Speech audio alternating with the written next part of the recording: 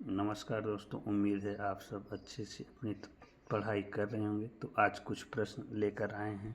आप लोग इसका आंसर अपनी कॉपी में लिखें और अंत में आप कितने प्रश्न को सही करे हैं उसे कमेंट में ज़रूर बताएं। तो पहला प्रश्न है, विकास का अर्थ है व्यक्तिगत निहित लक्षणों को प्रकाशित करना, गुणात्मक परिवर्तन, मात्रात्मक परिवर्तन, ऊंचाई, वजन और लंबाई में वृद्धि।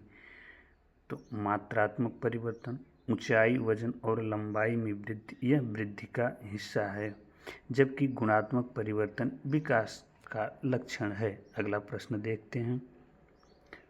पूरक पठन सामग्री का उद्देश्य है भाषा की नियमबद्धता को सिखाना, शिक्षक की सहायता से बच्चों को पढ़ाना सीखना, द्रुत गति से पठन की योग्यता का विकास करना, सहपाठियों की सहायता से पढ़ना। तो पूरक पठन सामग्री का उद्देश्य द्रुत यानी तेजी गति से पठन करने की योग्यता का विकास करना, यानी बालक तीव्र गति से, यानी कह सकते हैं कि बालक अक्षरों को जल्दी जल्दी पढ़ने की योग्यता का विकास होना चाहिए। यह पूरक पठन सामग्री का उद्देश्य होता है। अगला प्रश्न देखते हैं। व्याकरण शिक्षण की अपेक्षाकृत बेहतर विधि है आगमन विधि, निगमन विधि, सूत्र विधि, पुस्तक। तो व्याकरण शिक्षण की अपेक्षाकृत बेहतर विधि आगमन विधि मानी जाती है। और अगला प्रश्न देखते हैं। 8वीं कक्षा में पढ़ने वाला आदित्य कागज पर लिखते समय बाएं हाशिए को बढ़ाता है। यह लक्षण है भाषा में पिछड़ेपन का, डिसलेक्सिया का, डिसग्राफिया का, लेखन में पिछड़ेपन का। तो यह लक्षण डिसग्राफिया का लक्षण माना जाता है। अगला प्रश्न है, भाषा की कक्षा में मुद्रित परिवेश कैसे रचा जा सकता है?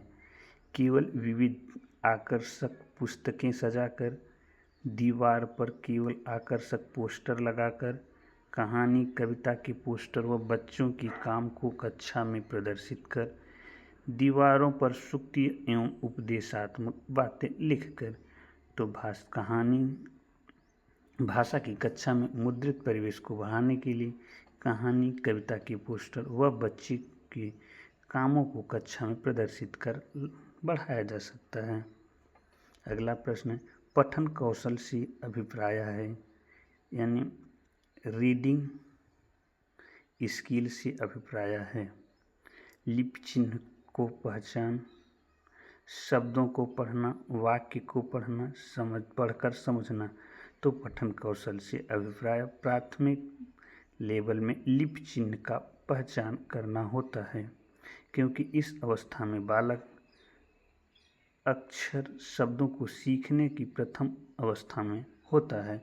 तो उसे सबसे आवश्यक लिपि चिन्ह की पहचान ही मानी जाती है। अगर बालक लिपि चिन्ह की पहचान कर लेता है तो शब्द को पढ़ भी सकता है, वाक्य को भी पढ़ सकता है और पढ़कर समझ भी सकता है। अगला प्रश्न है, पठन पाठन के अंत में ऐसे अभ्यास और गतिविधि हो जो बच्चों को स्वयं करने और सीखने का अवसर प्रदान करे, केवल पाठ से